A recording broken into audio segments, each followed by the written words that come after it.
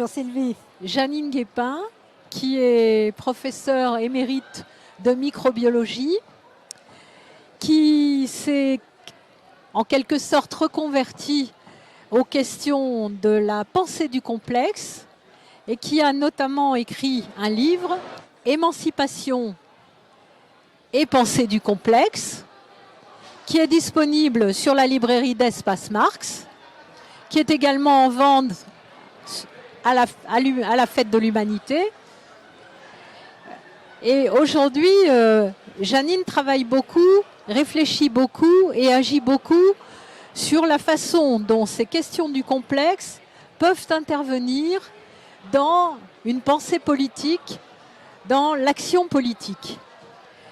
Récemment, Janine, tu organisais avec nous un atelier complexité et économie sociale et solidaire. Est-ce que tu peux nous expliquer comment tu en es arrivé là? Pourquoi tu as fait ça? Ouais, pour commencer, il faut peut-être que j'explique un peu ce que c'est la complexité. Parce que trop de gens croient que complexe, ça veut dire compliqué. En fait, c'est pas ça. C'est pas le problème de la complication. C'est le problème de l'interaction. Un système, et à l'heure actuelle, tous les systèmes sociaux du monde sont complexes, quand les éléments sont en interaction.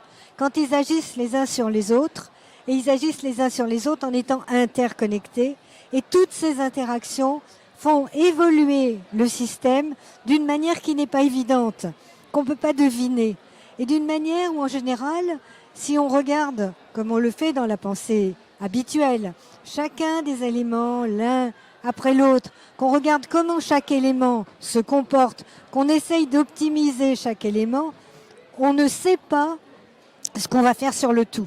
On ne sait pas ce qu'on va faire sur le système. Bon, la pensée habituelle consiste, quand on a quelque chose de complexe comme ça, à tout disséquer en petits morceaux. Et par exemple, on peut donner le simple fait que toutes les associations à l'heure actuelle vont être chacune sur un petit problème.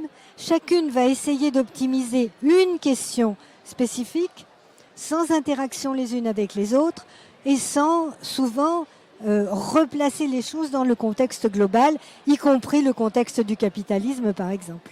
Oui, j'allais te poser la question. Finalement, on voit là quel peut être le rôle d'un parti politique qui va, au fond, prendre toutes les questions de chacune de ces associations, de chacun de ces compartiments de la vie sociale, économique, environnementale, par exemple, pour montrer, avoir une vision globale de leur raison d'être, pourquoi elles sont là, pourquoi il y a des difficultés ou au contraire, pourquoi on est en train d'avancer.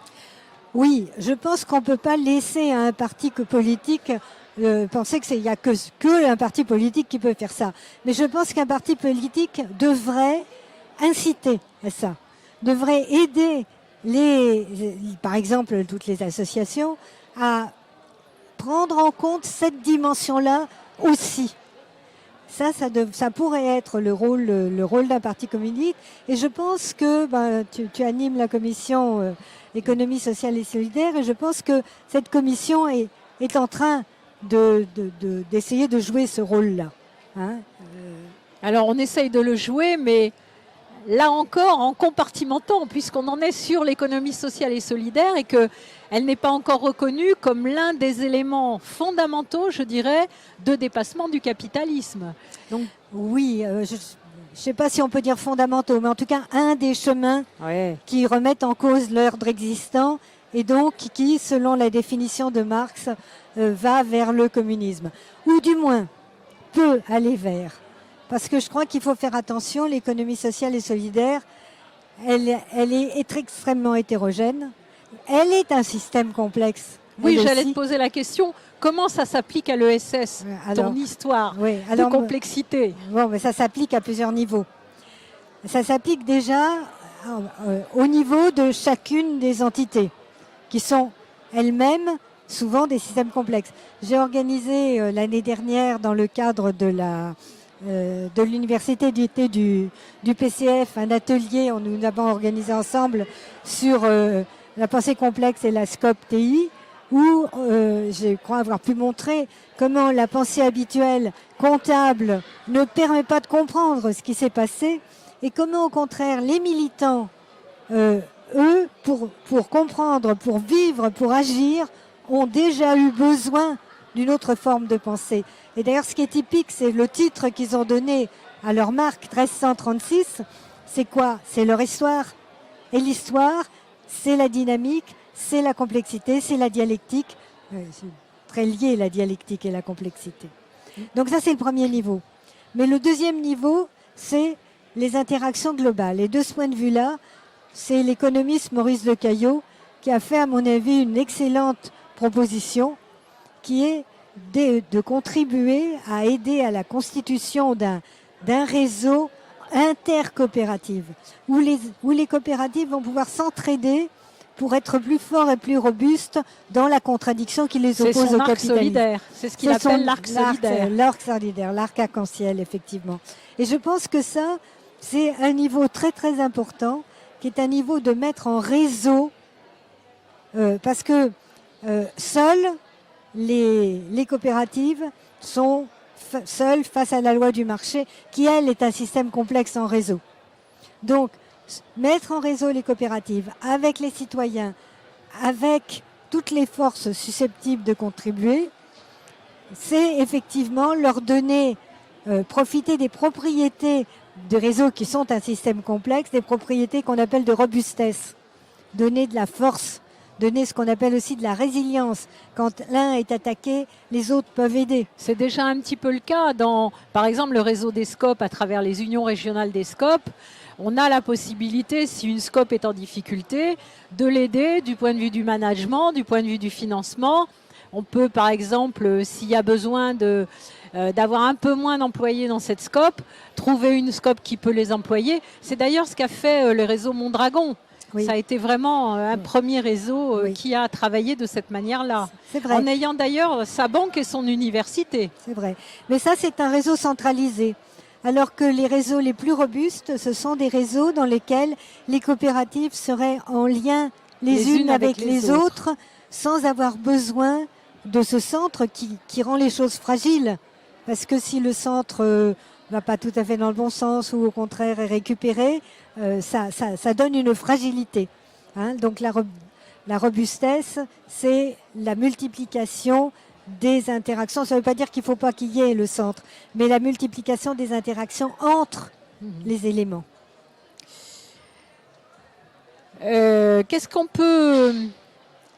Comment on peut faire pour que cette pensée complexe, cette pensée du complexe, au fond, on est en train de passer de la dialectique, qui était une des caractéristiques du communisme, enfin pas du communisme en acte, de la pensée marxienne, la pensée marxienne. Comment on passe de la dialectique, qui était déjà une formidable innovation par rapport au cartésianisme, comment on peut passer aujourd'hui de la dialectique au complexe? Je crois que tu parles de dialectique du complexe. Oui, on ne passe pas de la dialectique au complexe. Je pense que la dialectique, c'est une forme de pensée qui émane d'un courant philosophique très, très, très long et qui a fait ses preuves avec le marxisme, etc. Et en fait, la complexité dont l'étude provient en fait des sciences rencontre la dialectique. C'est-à-dire que toute la complexité est pleine de dialecticité et que la dialectique permet de mieux comprendre la complexité. Il y a une interaction entre les deux qui nécessiterait des études, de l'implication des philosophes, etc. Mais pour le moment, moi, à mon niveau, je me contente de faire ça comme une boîte à outils. Une boîte à outils dans laquelle chacun, parce que c'est pas des recettes miracles, c'est pas parce qu'on a une pensée magnifique qu'on résout les problèmes. Ça aide à les résoudre, mais ça donne pas les réponses. Ça aide à trouver les réponses. Et pour aider à trouver les réponses, on a comme une boîte à outils. Par exemple, la dialectique nous apprend à rechercher les contradictions. La pensée du complexe va nous apprendre ce qui est important avec les réseaux et aussi la grande importance de ce qu'on appelle, c'est un nom un peu barbare, les boucles de rétroaction. Qu'est-ce que ça veut dire? ça veut dire que c'est des interactions qui se bouclent. Par exemple, un cercle vicieux. Par exemple, j'ai un exemple que j'aime beaucoup. Souvent, on fait quelque chose qui a une action contraire à ce qu'on voulait. Unilever a cherché à dissuader les Fralib de faire une coopérative en leur disant « Oh, la coopérative, c'est ridicule, etc. » Ça leur a donné l'idée. Pourquoi? Parce que, comme ils n'aimaient pas Unilever, ils avaient des bonnes raisons. Ils se sont dit « Oh là là, peut-être que c'est bon pour nous. » Ça ne veut pas dire que ça leur a suffi, mais ça veut dire que ça leur a donné l'idée d'aller creuser. Hein. Et donc, c'est ça les boucles de rétroaction. Ce sont les actions qui se bouclent sur elles-mêmes. C'est un peu le cercle vicieux, c'est un peu ce qu'on appelle aussi le cercle vertueux. Voilà. Et si on ne connaît pas ça, on risque de passer à côté. Il y a un autre exemple, c'est le thermostat. Tu prends une pièce où il y a un thermostat. Si tu veux monter la température sans savoir qu'il y a un thermostat, au niveau de la chaudière, tu n'y arriveras pas. Donc connaître ces règles-là, connaître ces comportements-là, ça fait partie de la boîte à outils qui peut nous aider à résoudre des questions qu'on n'arrive pas à résoudre. Alors souvent, je dis à des salariés en difficulté dans leur entreprise, plutôt que d'être contre le projet du patron, peut-être il faudrait que vous formuliez votre propre projet, ce sera beaucoup plus fort. Et je crois que c'est ce qui arrive effectivement. On a vu que les scopes qui sont nés à partir de la menace sur une entreprise, c'est parce qu'ils ont formulé leur projet. Et comment la complexité peut intervenir là-dessus? Déjà, un premier niveau qui est que la raison pour laquelle ils n'osent pas formuler leur projet, c'est qu'il y a une forte boucle, fort thermostat pour leur faire croire qu'ils n'en sont pas capables. Et je pense que en diffusant les succès, moi je rêve d'un film avec Vincent Lindon qui raconterait l'histoire d'une SCOP qui a réussi. Parce que voilà, montrer que c'est possible, briser cette boucle qui est du fatalisme, qui est quelque chose qui se renforce et qui empêche d'avancer, serait quelque chose qui ouvrirait la porte de ce que tu dis, parce que il n'y a pas qu'à penser. Ce qu'on pense qui est souhaitable, encore faut-il penser que c'est possible. Et je pense que la complexité nous aide à aller à débloquer ce verrou entre le souhaitable et le possible.